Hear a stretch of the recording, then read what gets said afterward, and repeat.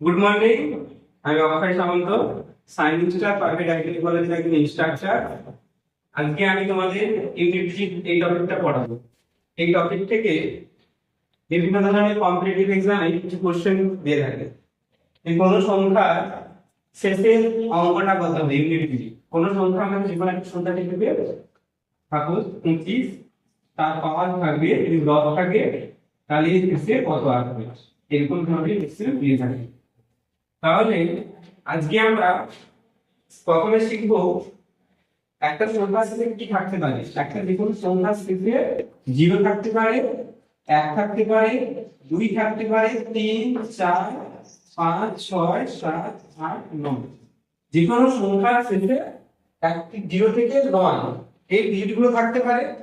আবার এদের পাওয়ারও 0 থেকে 9 হতে পারে যে কোনো সংখ্যা শেষে। তাহলে যে কোনো সংখ্যার শেষের যে সংখ্যা সেটা ধরে আমরা শিখছি। তাহলে শেষের সংখ্যা যদি 0, 1, 5, 6, 4, 9 এগুলো থাকে, আজকে এইগুলো শিখবো। কোনো সংখ্যার ক্ষেত্রে যদি 0, 1, 4, 5, 6, 9 থাকে, তাহলে তার পাওয়ার করলে ইউনিটের অঙ্কটা কত পাবো বা ডিজিটটা কত পাবো শিখবো। তাহলে কি বললাম, 0, 1, 5, 6, 4, 9। যে কোনো সংখ্যার ক্ষেত্রে 0, 1, 5, 6 থাকবে, 0, 1, 5, 6 যদি থাকে, তাহলে কি হবে? ধরে নিচ্ছি একটা সংখ্যা 20, একটা সংখ্যা 21, একটা সংখ্যা 25, একটা সংখ্যা 26। একটা সংখ্যা একটু বেশি ধরে নিচ্ছি 220, 221, 225, 226। তাহলে শেষে শূন্য আছে, তাহলে 220 শূন্য আছে, মানে এখানে পাওয়ার আমরা যতই করি না কেন সবসময় কি পাবো, শূন্য পাবো। এটা এক্স বলে সবসময় শূন্য পাবো। কেন? কারণ 220 সাথে যদি n এর পাওয়ার 1 হয়, 220 1, 220 হবে। যদি 2 হয়, 220 দুবার গুণ, 220 দুবার গুণ মানে শূন্যর সাথে শূন্য গুণ হচ্ছে। 220 সাথে 220 গুণ মানে কি হবে, এই লাস্টে শূন্যর সাথে শূন্য গুণ। আবার যদি পাওয়ার 3 করি, লাস্টে শূন্য আছে, আবার 220 গুণ করলে আবার শূন্য থেকে শূন্য পাবো। মানে শেষের সংখ্যাটা সবসময় শূন্যই পাবো। আর যদি 1 থাকে, এর পাওয়ার যতই করি না কেন n এর মান 1 হলেও 1 পাবো। 2 হলে কি হবে, 221 ইনটু আবার 221, একে একে 1 হবে, লাস্টে 1 থাকবে। সেই 1 এর সঙ্গে যদি পাওয়ার 3 হয়, আবার একবার গুণ করি, একে একে 1। এইভাবে চলতেই থাকবে, মানে লাস্টে সবসময় 1 হবে। এটা হচ্ছে ইউনিট ডিজিট। এই দিকটা কি না, ইউনিট ডিজিট। ঠিক আছে। আর যদি 5 থাকে, 5 এর ক্ষেত্রেও একই নিয়ম। 5 এর ক্ষেত্রে পাওয়ার 5 এর 1 করলে কত হয়, 5, 5 এর স্কয়ার করলে কত হয়, 25, 5 এর কিউব করলে কত হয়, 125।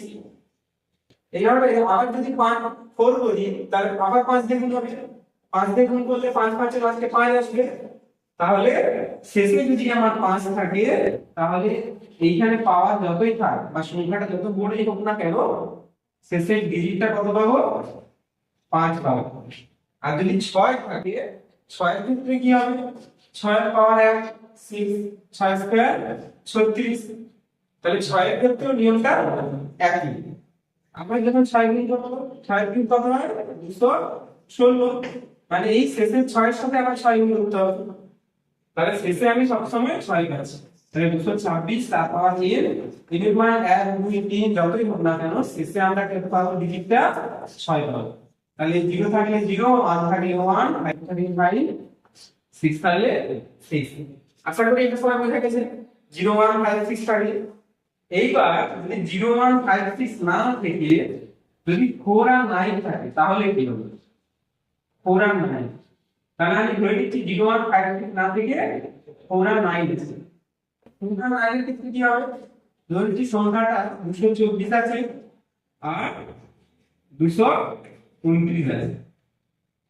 তাহলে এর পাওয়ার আমি 121 করছি, আর এর পাওয়ার করছি 120। কত হতে পারে? তাহলে আমাকে জানতে হবে 4 আর 9 এর স্কয়ার করলে কিউব করলে কত আসতে পারে।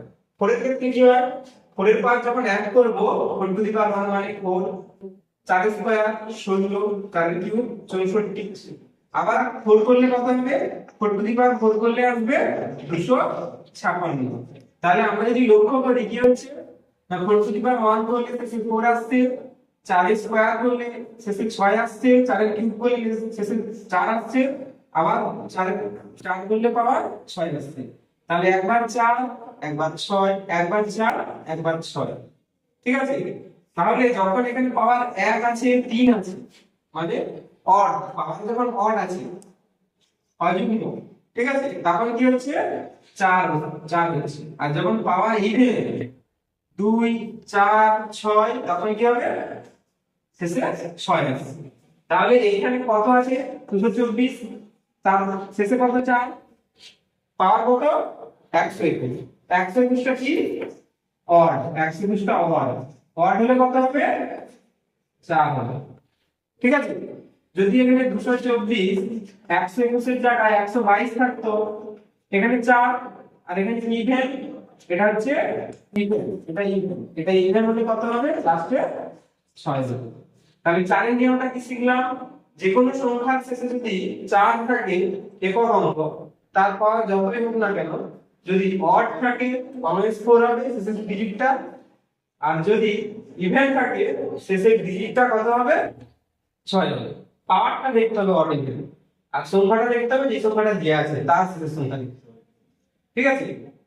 9 এরটা কি হবে, 9 এরটা 4 এর মতো সেম হবে, কিভাবে না 9 এর পাওয়ার হচ্ছে 1 9, 9 স্কয়ার হচ্ছে 81, 9 কিউব 729, আবার যদি 4 করি কি হবে লাস্টে কত আসবে 9, এটা গুণ করলে 9 9 81 1 আসবে।